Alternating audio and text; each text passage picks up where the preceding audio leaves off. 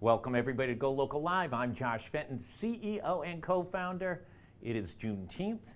I hope everybody is enjoying the day and taking care with the heat. It is hot, hot, hot after losing an early morning tennis game. It is also Mott Chace Day. It's Wednesday, kind of like Prince Spaghetti Day, and we've got Robert Rutley. Robert, thanks so much for joining us. Thanks for letting me be here. Okay, listen, Providence College basketball is not playing right now. It is the off season for them. So thus the number one sport in Rhode Island continues to be the real estate market. Let's talk about new numbers. There are new numbers out, and they are, tell us about them. Yeah, our list price year over year right now is 14% higher than it was last year for single family homes. Sales price is about 7.5% higher than last year. So what that's telling me is that perhaps we still have some aspirational pricing out there because while they're listing at 14% above, they're only selling for 6 or 7.5 above from last year. Fill in those two numbers. What is the median price of a single family home asking price as of May? 525. Oh my gosh. Yeah. Gosh darn it. And what is the selling price? I don't have the selling price in front of me. I don't have it. It's going to be similar. Yeah, I think it's around 460, 470, right in that range. Robert, talk a little bit about inventory, how we stack up this year versus last year. And you had an interesting post, I think last night, single family home in Cranston went on the market, little under $500,000. What happened with that home? Well, we had 3 days of showings, and as a result, we had 20 offers. I mean, it's a lot of work to go through 20 offers for somebody too. But it just proves that if something is priced correctly and it's turnkey, there is a buyer for it, and sometimes there's 20 buyers. And that house is now under contract? That house is under contract and pending. Okay. And I know you can't disclose what the winning price was until it closes, but give us a little insight into the nature of the dynamics of 20 offers on a home. How did that all work, and what was, obviously one person walked away happy, 19 folks did not. Correct. I can't give you direct numbers, but I can tell you that I had several offers that were about 15% or more over the list price. Yeah, so wildly dynamic. What do those 19 people now do? They continue to look, or they fire their agents and try over it, try with somebody else again. I mean, it is not a market for the timid right now for buyers. Honestly, you just have to stick in for the long haul and learn from each experience. If you came in on this listing with a modest price and full contingencies, you may learn that does not work anymore, or it's not working within this price range, this price point, with a house that's turnkey. And that house, I mean, it's this conundrum for those of us who have some experience of living in Rhode Island. It's a middle-class home, it's a middle-class neighborhood, and it cost $500,000. Yeah. I mean, I occasionally I have buyers that come to me and tell me that they're really looking for something around $350,000. And 5 years ago, that was easy. Right now, it is rare to see a house that is listed under $400,000. Yeah, a $350,000, $400,000 house pre-pandemic got you a pretty nice house on the east side of Providence. That house is now $1 million too. For the homeowners selling, what's the dynamic of those who are selling right now? Is it boomers who really should have sold 2 or 3 years ago but didn't because of COVID? Or is it a more mixed dynamic of some people who are moving out of state, some people downsizing, some people upsizing? What's that seller look like right now? Well, I think most of the sellers that are out there right now aren't moving for fun. they're not moving because they want to just slightly enhance their lives. They have to have a real reason. Interest rates are still high. They're a little bit lower than they were, recently. But there has to be real motivation. They're either moving out of state, they've changed jobs, all of their kids are out of the house and they're downsizing, or they're moving into a condo, or they're moving from a condo into a larger place because their family is growing.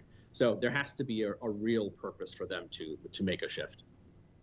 And buyers are a mix of everyone, plus, as other folks at Mott Chace have said, as many as 50% of the buyers are from out of state. Yeah, I'm still seeing a significant amount in some key neighborhoods. Clearly, the East Side is a big draw for people out of state. The house that I just wanted a contract in Cranston, I think we had 2 or 3 of those offers were people from out of state. But that's not a primary neighborhood. It's a neighborhood that if you live in Rhode Island and you live in Cranston, you know the neighborhood. You know it's a nice neighborhood. But it's not something that calls out to people from out of state. And where do you think this is all going? We sort of say, how much more can the consumer take on?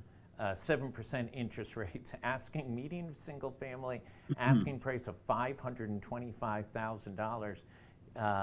Donna Simmons was on, I think last week or the week before. She cited that if you look at 4 years of 19 through 23, the median price of a home in Rhode Island increased 55%. Let me tell you, salaries did not increase by 55%. They didn't even increase by half that number during that period of time. That separation of income and cost of housing is just blowing a lid off. Yeah, housing is expensive right now, but in Rhode Island, it's not as expensive as it could be.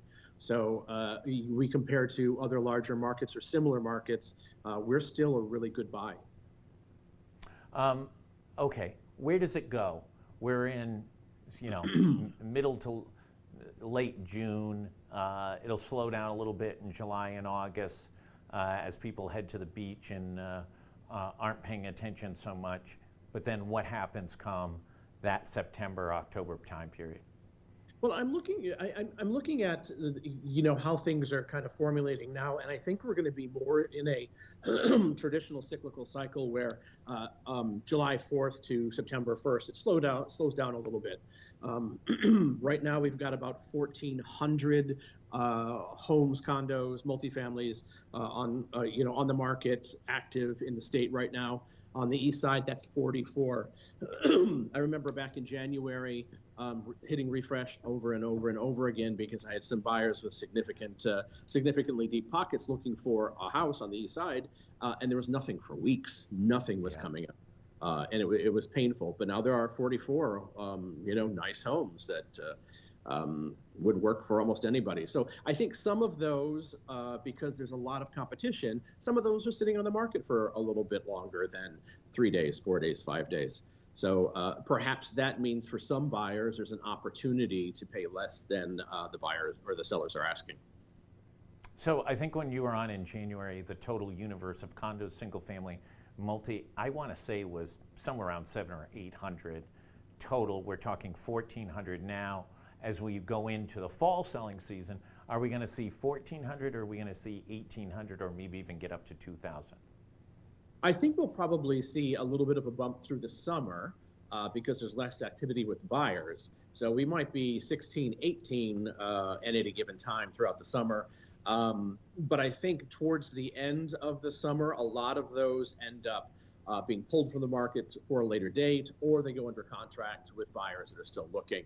But they don't go under contract with multiple offers generally.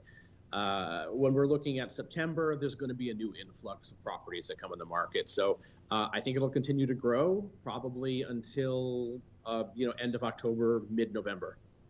Gosh, if we get up to 2,000 units between single-family condos and multifamilies, that would probably be the highest number since pre-COVID. Yeah, yeah, probably. But our supply is still down 25%, and sales are down 6.1%. So it's telling me that there is a little bit less activity from buyers than we've seen in the past. You've had a real mix of properties. You've had everything from some pretty expensive, I think, East Greenwich properties to that property in Cranston. Is the activity just all over the marketplace, or are you seeing it selling and buying taking place more in that 500,000 to $1 million range, and the other ends are more deliberate? I think $700,000 and under, you'll have quick offers in 3 days, and there'll usually be multiple offers, and that's if they're priced correctly and they're turnkey. Between 800 and maybe 1.5, you're going to still see heavy activity, and you're going to have multiple offers, but it's not going to be 10, it's not going to be 20, it might be 2 or 3. When you're above 1.5, the market shifts dramatically, and it depends on where you're buying. At 2 million, the house that I have in East Greenwich, so slightly over 2 million, it's a beautiful house, worth every penny, but there are significantly fewer people that can afford a home of that caliber. So while we have good showings, it's been on the market for a little over a week. So it's a little bit different. A whole week. A whole week. Week. Do you remember back in the day when houses were on the market for 3, 4, 6 months and they were properly priced? Yeah, it sounds crazy right now, but I remember having open houses and nobody came. Just waiting for it to be over. The combination of balloons outside and the baking of cookies and that delicious aroma inside always seemed to be a winning formula for a good realtor. Yeah. Robert, you get the last word. What should we be looking at? Enjoy your summer. If you're really looking for a home, take your time and make good decisions. And can you get a 30-year mortgage under 7% right now? I think so. There's a few options out there, and with points, you can definitely buy down into this, the high 6s. Can you get below the high 6s? Can you get to the 5s buying down? I don't think we're gonna. I don't get anywhere near the 5s. I think I know of a VA loan that gets 6.5, but other than that, it's usually 6.7, 6.8. Robert Rutley, you're the man. Congratulations on that property in Cranston and 20 offers. Kept you busy over the course of the last week. For everybody else, stay tuned. There's actually a strange day. Things are really happening already. We've got some major stories. We've got a story about Mayor Smiley, who claims this is the best-run city of Providence in the country. Data shows otherwise. There's also an interesting story about a lawsuit in the city of Warwick against the Water Supply Board, the mayor's office, on really some disturbing allegations about sexual harassment in that water department, as well as much, much more. So stay tuned for news throughout the day. Enjoy this great weather. Stay cool. It is smoking hot out there, and it's going to continue throughout the week. Really need to make sure that you are hydrated and take good care of yourself. Stay healthy. Thanks, everybody.